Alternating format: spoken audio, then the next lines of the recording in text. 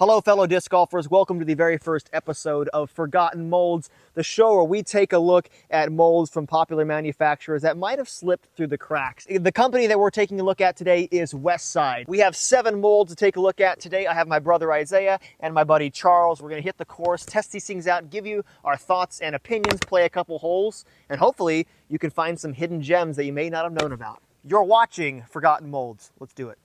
I want to take a quick moment and thank the sponsor of this video, 1010 Discs. Super cool retailer. I actually reached out to them before we even made this video, and they sent us out 5 Westside molds to take a look at. So without them, this video would not have been possible. So thank you so much again to 1010 Discs. Check out their website. They have a fantastic website. One of the things I love about their website is the fact that they actually show you the profile of a lot of the discs they have in stock. So you can see how much dome it has or how flat it is, and they have a wide selection of discs from a number of different manufacturers. They're great people, again, super generous and helpful. They helped us out a lot with this video, so check them out. Thanks again to 1010 Discs. Now, let's take a look at some of these molds. All right, guys, first disc in the lineup is going to be the Swan 1 Reborn. The Swan is in the BT medium burst. I really like the feel of this plastic. It's got a nice gummy feel to it. I felt some other base lines that are a little more stiff, but I really like this base line a lot.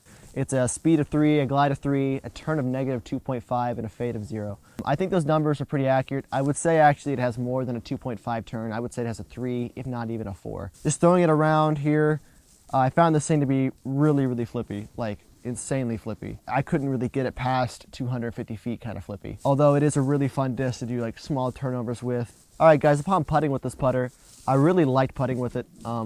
It's got a lower profile, plastic feels great. For me personally, I like a bead, and this does not have one. But my brother putts with Pures, and he really enjoyed putting with this. All right, guys, who is this disc for? This disc is for the beginner or someone who has a lower arm speed, who is trying to learn putter lines or turnover putter lines, moreover. I would really recommend this disc. It'd be a great addition to your bag. A lot of putters you have to beat in to get this kind of flip. This thing has the flip right out of the bag, and if you're looking for that kind of disc, I'd really recommend picking up the Swan. All right, the first disc I checked out is the Westside Pine. This is a 5-speed, glide of 4, turn of 0, and a fade of 2. Now, initially, when you look at the profile of the Pine, it looks kind of like a hybrid between like a Truth and maybe like a Rock or a Shark. It does not have a bead, which is cool, and it has a slight amount of dome, as you can see right there. This is in the tournament plastic, which is a slightly gummier plastic than like the VIP plastic, and usually discs in the tournament plastic are a little more understable. However, when I threw this thing, I was actually quite impressed with the stability. I threw this on a forehand, and it would kind of flip up a little bit and hold that line and come back with a nice fade. My buddy Charles threw this on a really nice line as well, pretty hard, and it held it really well. I think the forehand definitely adds a little more torque to it. That's why it flips a little bit, but on the backhand especially, this disc was flying really nice, and again, it has that nice bite. Yeah, overall, I'd say I'm really impressed with this disc. I actually like it so much, it's going straight in the bag, but I could see myself throwing it on straighter holes where I just need to get something down the fairway. I can hit this with a touch of hyzer or even flat, have it kind of pop up, hold, and then have a nice fade at the end. I have been looking for a disc kind of in this stability for a while. So yeah, like I said, this is going straight in the bag. I was really impressed with this disc, and I'm excited to throw it in the future. All right, guys, here we have the Westside Disc Sempo. It is a 10-speed, a glide of 4, turn of -1, and a fade of 2. I believe this one is in the VIP Moonshine plastic, which is a glow plastic, which is cool. The feel of the plastic is actually quite nice. It's a lot gummier than I expected, but still decent in the hand. It's not too soft. It's got quite a bit of dome, as you can see here, and a fairly average parting line. And it seems like it handles power really well, actually, for a 10-speed. I threw it on some really full power drives, and it pushes really far, really nice. Even if you back off on the power, it still holds really nice, but still has a very reliable fade at the end. On those higher power drives, it does want to flip a little, but still, it's fairly reliable. I wouldn't trust it in too much of a headwind, but it seems to do pretty well. The next disc that we took a look at is the Westside Sear. This is a 7-speed, glide of 5, turn of 2, and a fade of 1.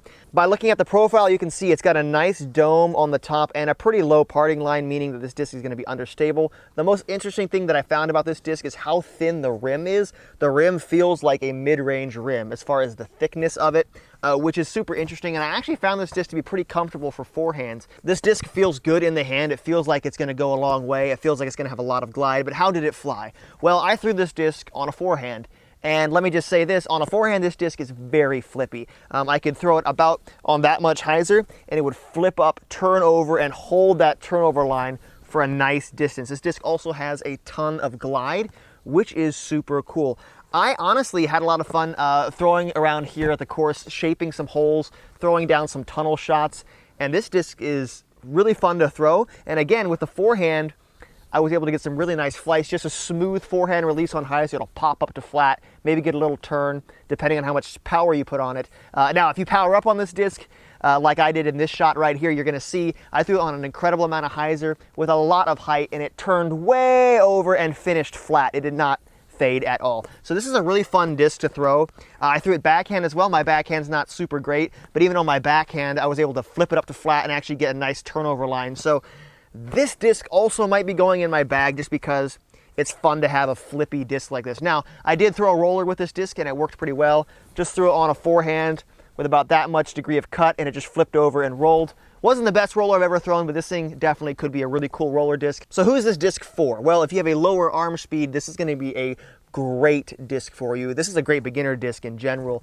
You're going to get a nice straight flight out of this disc, and it's going to have a lot of glide and a lot of carry, which is awesome. If you have a little more arm speed, this disc is definitely going to be more of a turnover disc, maybe even a roller disc for you. Like I said, I actually really love throwing this disc for forehands. An interesting disc, kind of weird, but super fun to throw and super great Westside Sear. Check it out. All right, guys, next disc in the lineup is the Westside Stag. These numbers are a speed of 8, a glide of 6, a turn of -1, and a fade of 2. This Stag is in the VIP. I love this plastic. A nice give to it, not too gummy, but still comfortable in the hand. I like to throw this disc on those controlled shots, 250 feet to 350, some turnover lines, some hyzer flips. This disc can really do it all. I bagged these for a while, and I just cannot recommend this disc enough for those intermediate players who are looking for something a little bit flippy, or beginners, something a little more controllable. And for your faster arm speeds, something that turns over and a nice power shot. I think those numbers are pretty accurate to this specific disc. I found the ones that I have to be a little more flippy than this one, but this one's got a lot of dome and it's actually a little bit beefier than the ones I've thrown. But I really like this thing. On those power shots, you'll see here in some videos. And this is one of my go-to woods discs. I really love throwing it in the woods. And if you guys are looking for something in your fairway slot, I recommend the Stag. The next Westside disc that we're going to take a look at is the Westside Anvil. Now, this is a disc that I actually bag. I actually bag 3 of these things because I love them so much. This one right here is a BT Soft Anvil with a Matty-O stamp on it. It's pretty sick. Taking a look at the profile of this disc, especially this BT Soft one, you can see it is extremely flat, actually puddle top.